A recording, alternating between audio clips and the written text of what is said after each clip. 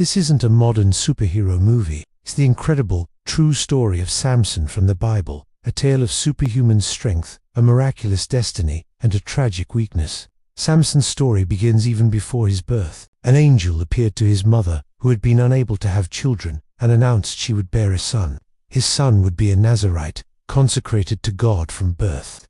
This meant he had to follow a specific vow. He could never drink wine, touch anything that was dead, or, most famously, cut his hair. His long hair wasn't the source of his strength, but a symbol of his covenant with God, the true source of his incredible power.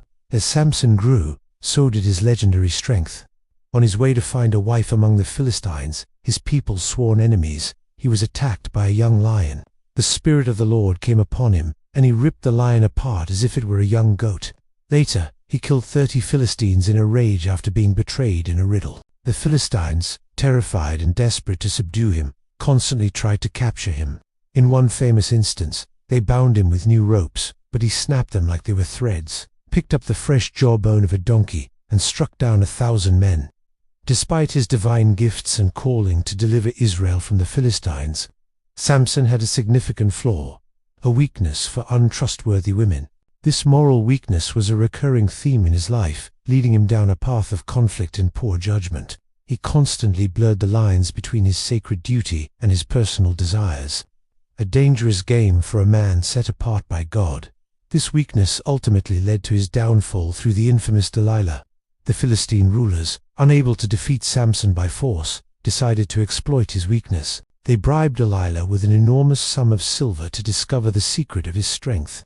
3 times she tried to trick him, and 3 times Samson lied to her, easily breaking free from the traps she set. But Delilah was persistent. She nagged him day after day until his soul was vexed to death. Finally, exhausted and worn down, Samson gave in. He confessed everything, telling her about his Nazarite vow and that if his head was shaved, his strength would leave him. While he slept on her lap, a man came and shaved off his 7 locks of hair. When he awoke, his strength was gone. The Lord had departed from him. The Philistines seized him, gouged out his eyes, and threw him in prison, forcing him to grind grain like an animal. The mighty hero of Israel was now a blind, powerless slave. But the story doesn't end there. In his darkest hour, Samson began to repent, and as he toiled in the prison, his hair began to grow back.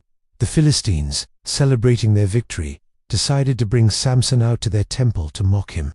Thousands gathered on the roof and inside the great hall. Leaning against the 2 central pillars that supported the entire structure, the blind Samson prayed one last time. "Sovereign Lord," he cried, "remember me. Please, God, strengthen me just once more." With a final, monumental push, he brought the temple crashing down, defeating more of his enemies in his death than he had in his entire life. Samson's life is a powerful lesson. It shows us that incredible God-given gifts can be squandered by personal weakness and disobedience, yet it's also a story of redemption. Even after his greatest failure, when he finally turned back to God in humility, he was used for his ultimate purpose. It's a timeless reminder that our strength doesn't come from ourselves, but from our connection to God, and that it's never too late to turn back to Him. Thanks for watching. If you found this story as fascinating as I do, please hit that like button and subscribe for more deep dives into the incredible stories of the Bible. See you next time.